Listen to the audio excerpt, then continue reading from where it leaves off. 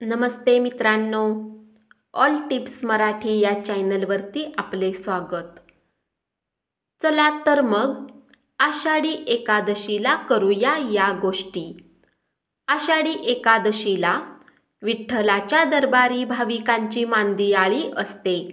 या एकादशीला देवशयनी एकादशीही म्हणतात.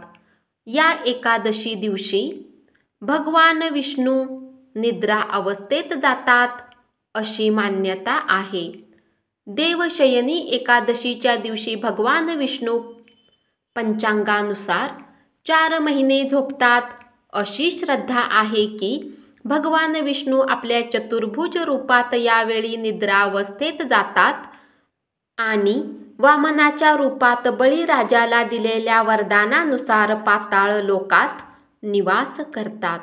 देवशयनी एकादशीच्या दिवशी व्रत करून मनुष्याने दोन्ही वेळी भगवान विष्णूची पूजा करावी.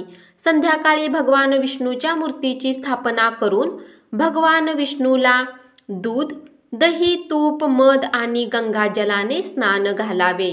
यानंतर त्यांना मऊ पलंगावर झोपवावे. त्यांच्यासाठी मऊ पलंग, गादी, उशी, मच्छरदाणी यांची सुंदर व्यवस्था करावी. डोक्यावर तुळशीचे पानही वहावे. अशी देवाच्या पलंगाची व्यवस्था करणाऱ्या भक्तावर प्रसन्न होतो असे सांगितले जाते. देवशयनी एकादशीच्या दिवशी हवन आणि विष्णू सहस्त्रनामाचा पाठ अवश्य करावा. पद्मपुराणानुसार विष्णू सहस्त्रनामाचा पाठ करणाऱ्या व्यक्तीला भगवान पापापासून मुक्त करतात. शक्य असल्यास या दिवशी उपवास ठेवावा आणि सहस्त्रनाम अर्थात भगवान विष्णूच्या 1000 नामांचा जप करताना तूप आणि काळ्या तिळाचे हवन करावे. याद्वारे भगवंत तुम्हाला मागील जन्मी जाणून बुजून किंवा नकळत केलेल्या पापापासून मुक्त करतात असेही सांगितले जाते.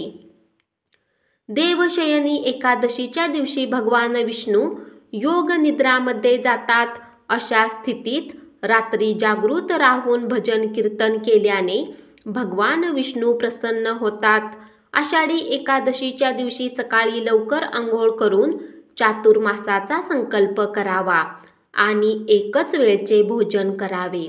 तसेच देवशयनी एकादशीपासून देवप्रबोधिनी एकादशीपर्यंत जमिनीवर झोपावे, कारण यावेळी भगवान विष्णू निद्रा अवस्थेत असतात.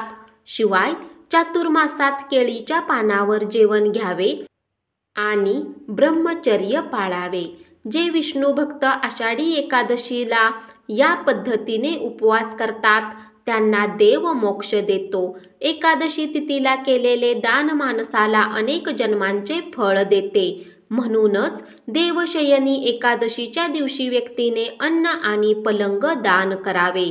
या दिवशी दान केलेल्या तुम्हाला भगवान विष्णूची कृपा प्राप्त होईल. सोबतच माणसाच्या घरात कधीही धनधान्याची कमतरता भासत नाही. धन्यवाद.